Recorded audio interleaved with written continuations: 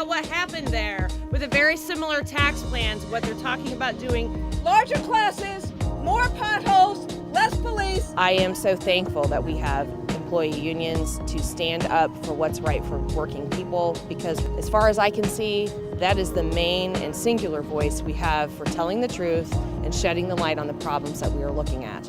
I came because I am so very appalled at the budget cuts that have been proposed. My school would be severely impacted because of an increase in class size if these cuts go through.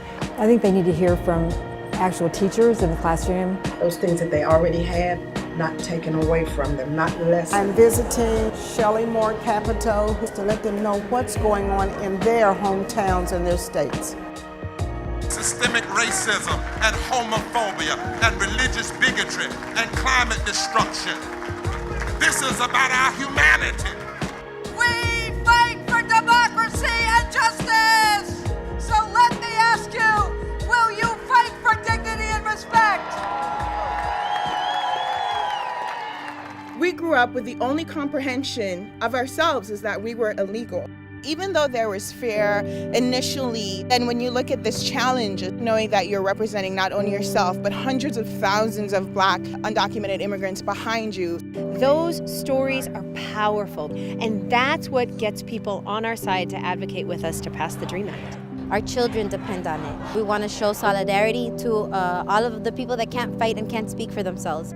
The amount of support I have received from my union is astounding. Like, it brings tears to my eyes sometimes because they care.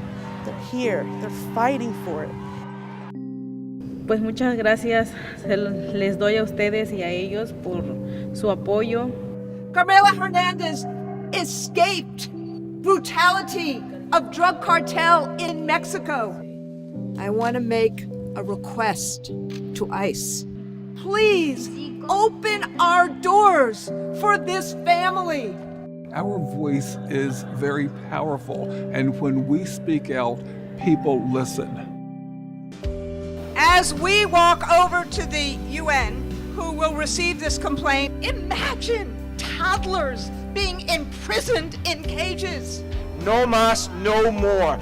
This is going to take action like this after action after action. This is a fight for the soul of our nation. This is the only thing that makes a difference when all of us in the United States come together and say, stop this inhumanity.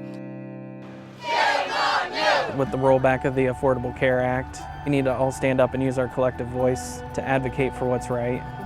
A cut to Medicaid impacts every public school student. It is irresponsible in any nation to remove a child from medical neglect and then return them to that same situation. Inadequate staffing is detrimental to patient and worker safety. I'm out here for the patients that I want to turn more, I want to ambulate more, I want to walk with and talk with. The patient ratio is high. It's hard to get to do all of that. And we have to erase the racism that still plagues this country. We have to stand up and say Black Lives Matter. This generation version of I am a man. We must use this moment to grow our movement, to enlarge our tent, to rise again for jobs and justice.